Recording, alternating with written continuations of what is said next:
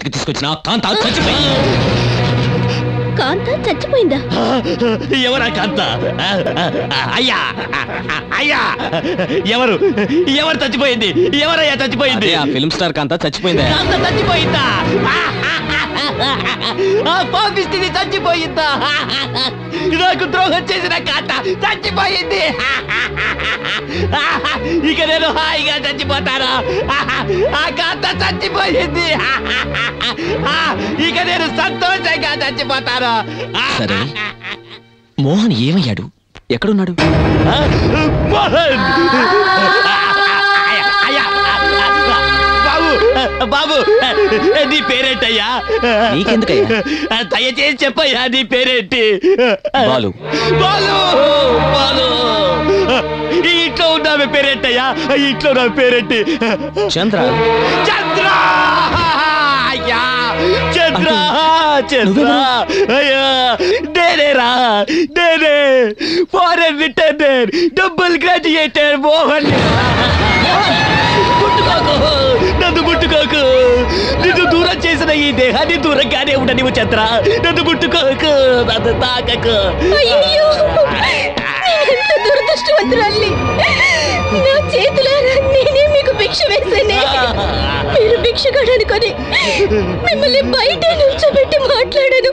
నన్ను క్షమించండి చంద్ర. నేను చేసిన పాపాలకు ఇప్పటికే చిత్రహింసలు అనుభవిస్తున్నారు చంద్ర. ఇంకా నీ మాటలతో నన్ను పొడిచి పొడిచి చెప్పకు చంద్ర. నేను నీకు అంత ద్రోహం చేశాక కూడా ఇంకా నన్ను నీ మనసులో ఉంచుకున్నావా చంద్ర? నాలాంటి పాపిష్టి వాడి నీడ కూడా నీలాంటి పతివ్రత మీద పడకూడదు చంద్ర, పడకూడదు. అలా అంతా మాట్లాడకండి. జరిగిందంతా మర్చిపోండి. ఇకపైనైనా మనం కలిసి ఒకటిగా బతుకుదామండి. అయ్యో అయ్యో, కలిసి బతుకుదామంటున్నావా? సంసార సుఖం తెలియని పతివ్రతము నువ్వు. కుళ్ళిపోయి చెదలు పట్టిన ఈ దేహంతో కాపురం చేస్తానంటున్నావా చంద్ర? ఎందుకు బతకూడదండి? అగ్ని సాక్షిగా వేద మంత్రాలతో నా భర్తగా నేను మిమ్మల్ని స్వీకరించినప్పుడు కష్టాల్లోనూ సుఖాల్లోనూ కడ వరకు మీతోనే ఉండటం నా ధర్మం కాదా? ధర్మం? ఇది ధర్మం కాదు, మీరు చేసుకున్న కర్మ. ఈ దేశంలో ఉన్న ప్రతి ఆడది చేసుకున్న కర్మ. ఆడది మగాడి కన్నా శారీరకంగా తప్ప మానసికంగాను, భావుకతలోను, ఆలోచన విధానంలోను, పని పాటల్లోను, అన్ని విషయాల్లోనూ తను మగాడి కంటే ముందే ఉంది. మగవాడు మీ భయాన్ని అడ్డం పెట్టుకొని మిమ్మల్ని సంప్రదాయం, ఆచార వ్యవహారాలనే బందీఖానాలో బంధించి వాడు బయట జాలిగా తిరగడానికి అలవాటు పడ్డాడు. సెంటిమెంటల్ ఫూల్స్ అయిన మిమ్మల్ని ఎక్స్‌ప్లాయిట్ చేసి వాడు ఎంజాయ్ చేయడం మొదలు పెట్టాడు. అది మగవాడు చేస్తే రసికత, ఆడది చేస్తే అపచారం అని మీరే ఒప్పుకుంటున్నారు చంద్ర. ఆజ్ఞాపించే పని మగవాడికి ఇచ్చి మీరు అణిచివేయబడుతున్నారు చంద్ర. మీ జీవితం అనే బండి ఒడిదుడుకులు లేకుండా సాగాలంటే ఒక లైఫ్ పార్ట్నర్, అతరుడు కావాలి చంద్ర.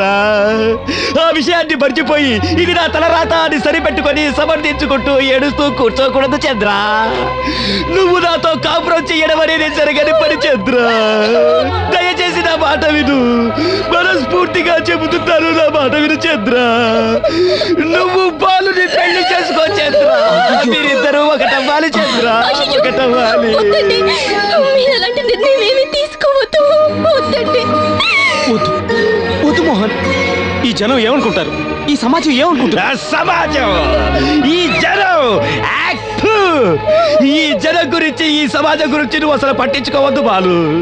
ఈ పనికి బాలిన సమాజం మనం బాగుపడితే ఏడుస్తుంది, చెడిపోతే ఆనందించి నవ్వుకుంటుంది. ఈ సమాజం గురించి నువ్వు పట్టించుకోవద్దు బాలు. మన పరిస్థితులకు అనుకూలంగా నడుచుకోవాలి బాలు. మానవ మర్యాద, సంప్రదాయం అనేవి ఒక ఆడదానికి సంబంధించిన విషయాలే కాదు, అది మగవాడికి కూడా వర్తిస్తుందని ఈ సమాజానికి మనం తెలియజేయాలి బాలు.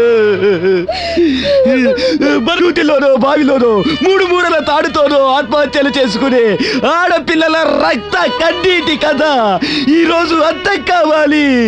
ఇలాంటి రక్త కన్నీటి కథ ఈ రోజుతో ముగిసిపోవాలి. ఇక మీద చంద్ర లాంటి పవిత్రమైన ఆడపిల్లల జీవితం సుఖాంతం కావాలి. బాలు, నాకు సహాయం చేస్తావా బాలు? ఏంటి చెప్పరా మోహన్? నేను ఇప్పుడున్న రూపంలో కొన్ని విగ్రహాలు చేయించి ఈ నగర వీధి వీధిలో ప్రతిష్ఠించు బాలు. ఇది నా కోసం కాదు, ఈ సమాజం కోసం. అలాంటి పరమ పాపులు, కాముకులు, కట్టుకున్న భార్యల్ని మోసం చేసే దుర్మార్గులు నా విగ్రహాల్లో వాళ్ళ వల్ల భవిష్యత్తును చూసుకొని గుడ్డ పగిలి చావాలి. మనసు మార్చుకొని వాళ్ళని వాళ్ళే తీర్చిదిద్దుకోవాలి. ముందు తరాల వారికి నా కథ కనువిప్పు కావాలి బాలు. బాలు బాలు, నేను వెళ్ళిపోతాను ఏంటి బాలు. ఈ పరిస్థితుల్లో ఎక్కడికి వెళ్తావు? ఎక్కడికా? మోహన్, మోహన్, మరలా తిరిగి రానటువంటి దివ్య క్షేత్రానికి బాలు. నాలా కావళీలలాడే ఈ కళాకారుల ఆగమనాన్ని ఆహ్వానించడానికి వెళ్తున్నాను బాలు. నాలాంటి వ్యసన పరులు పెళ్ళాలని వంచి వేశ్యల ఇల్లే స్వర్గం అనుకొని సర్వనాశనమైన కాముకుల కోసం నిరీక్షించడానికి వెళ్తున్నాను బాలు. అలాంటి నీచులందరికీ అధ్యక్ష స్థానం వహించడానికి వెళ్తున్నాను బాలు. మరిక రాలేదు బాలు, రాలేదు.